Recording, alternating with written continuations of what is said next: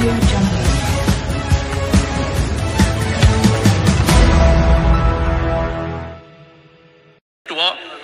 Saya belik-belik, sebenarnya tak ada apa sangat pun.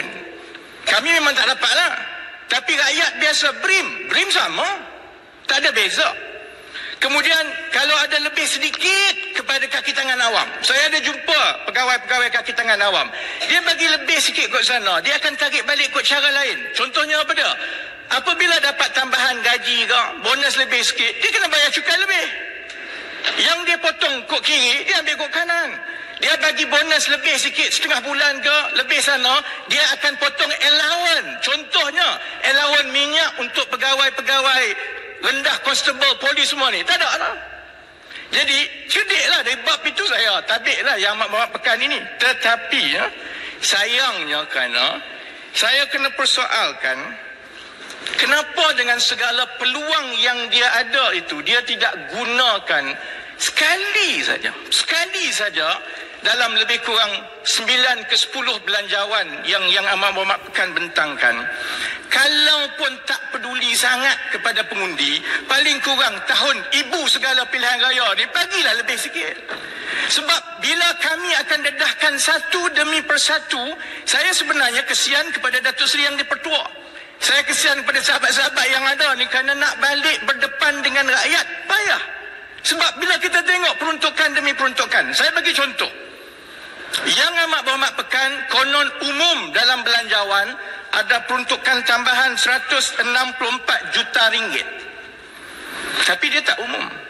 Bahawa sebenarnya di dalam setiap laporan kewangan Felda daripada tahun 2013, 14, 15 Datuk Seri Yang di-Pertua, tiap-tiap tahun Ketua Audit Negara terpaksa melupuskan perbelanjaan yang sedia ada kerana belanja ratus-ratus juta, rumah tak ada. Dia umum tambahan 164 juta untuk buat rumah Felda. Dia tak umum 500 juta dah hilang. Pergi mana? Kalau rujuk kepada laporan tahunan kewangan Felda tahun 2015 yang terkini, selalunya dalam laporan Ketua Audit Negara, bahagian depan tu Datuk Seri Yang di-Pertua, dia bersih. Dia kata, saya dah tengok semua, tak ada apa-apa, alhamdulillah, sign. 2015, bagi mereka yang biasa dengan laporan kewangan, ada satu nota teguran bahawa setelah diaudit, Ketua Audit Negara mendapati ada sejumlah, saya tak ingat berapa, 100 juta lebih, yang sebenarnya diragui dan oleh itu telah pun dilupuskan walaupun dibelanjakan, tetapi Ketua Audit Negara merasakan ini tak boleh dijadikan sebagai aset yang boleh ada rumah, perlu dilupuskan ataupun dalam bahasa Inggeris write off. 500 juta hilang, dia tak sebut yang itu, dia besarkan 164 juta. Sama juga contohnya, bila dia sebut gas, saya sebenarnya tu dia sampai banyak tu je Datuk Seri Yang di-Pertua. Saya sebab ada orang lompat. Saya ingat pukul 5, tiba-tiba pukul 4. Jadi yang lain saya sembang sendiri. Yang kedua, Datuk Seri Yang Amat Berhormat Pekan ada sebut tentang peruntukan belanjawan beasiswa MARA 2.4 bilion. Kalau tengok kepada peruntukan yang diberikan kepada MARA tahun 2012, 2013, 2014, memang lebih kurang 2.4, 2.5, 2.6 bilion pun. Tak ada beza. Dia tak sebut bahawa sebenarnya 2.4 bilion peruntukan kepada MARA itu sebenarnya adalah lebih sedikit kalau diambil kira kenaikan harga barang, jumlah pelajar yang telah makin ramai, gaji pensyarah-pensyarah yang sepatutnya lebih tinggi. Jadi sebab itu, saya rasa selepas 1 minggu, 2 minggu, Yang Amat Berhormat Pekan sendiri pun tahu bahawa sebenarnya belanjawan ini tidaklah disambut dengan kegembiraan oleh rakyat. Dia tak dapat reaksi itu. Maka sebab itu dalam ucapan dekat MCA baru-baru ini nampak dia marah sedikit. Sepatutnya dia faham bahawa rakyat tidak teruja kerana sebenarnya tidak ada satu pun yang benar-benar lebih baik berbanding dengan sebelum ini dalam keadaan Yang Amat Berhormat Pekan akan dapat 10 bilion paling kurang, lebih banyak daripada tahun yang lepas. Maka saya ada lebih kurang 5 minit 37 saat, Datuk Seri Yang di-Pertua. Saya kena belajar landing awal, tak boleh lama-lama. Kita kena tanya soalan ini, dan sahabat-sahabat yang di seberang sana pun kena tanya soalan ini. Ini perkara dengan izin common sense paling mudah. Tahun pilihan raya, Yang Amat Berhormat Pekan lemah, mungkin kalah, maka yang sepatutnya ada bagilah wang. Apa susah? Saya telah nyatakan secara terbuka. RTM 1 jemput saya. Saya kata saya tak ada masalah selagi wang itu dikembalikan kepada rakyat. Siapa nak bagi, bagilah. Itu wang rakyat. Tapi dia tak bagi. Maka saya nak utarakan kepada Dewan ini, supaya kita sama-sama tanya Yang Amat Berhormat Pekan nanti bila dia datang gulung dan jawab. Adakah di sebalik pertambahan 10 bilion ringgit paling kurang ini tidak diterjemahkan kepada kebaikan yang lebih besar kepada rakyat? Adakah disebabkan kita ada hutang-hutang yang perlu dibayar lepas ini? Ini hutang 1MDB ni kita tahu 40 bilion. Hutang 10 ringgit boleh simpan.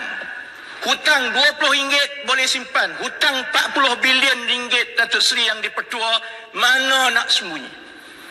Saya nak tanya kepada Yang Amat Berhormat Pekan, apakah disimpan satu peruntukan di tepi supaya walaupun wang itu sebaik-baiknya dibelanjakan untuk rakyat, tetapi mengambil kira hutang, tanggungan dan segala denda, cukai, faedah yang terpaksa dibayar, maka segala tambahan itu diletakkan ke tepi untuk membayar hutang-hutang yang ini.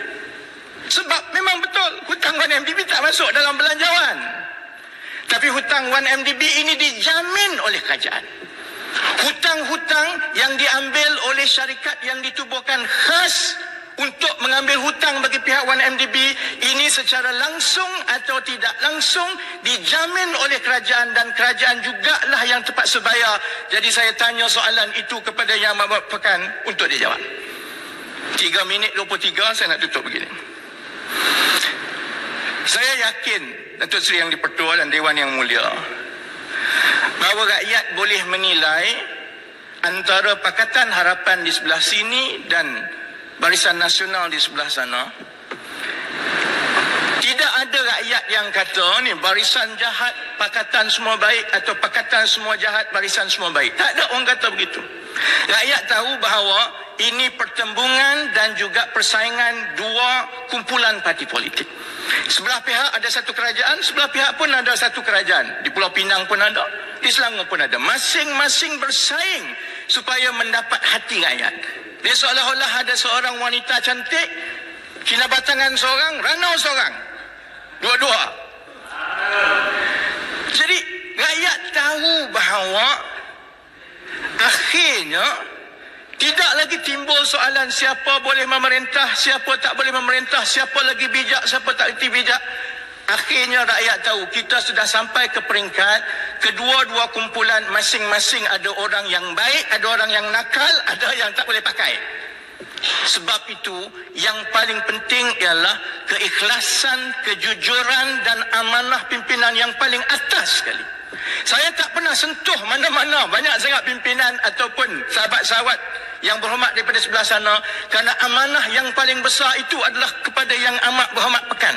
Kalau Datuk Seri Yang di-Pertua paling baik pun, dan saya kalau bertanding di tempat Datuk Seri Yang di-Pertua pun akan kalah.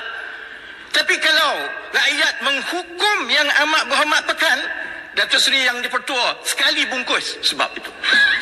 Jadi sebab itu saya nak sebut, kita ada peranan masing-masing. Tolong maklumkan kepada Yang Amat Berhormat Pekan, harga minyak mentah hari ini $63 setong.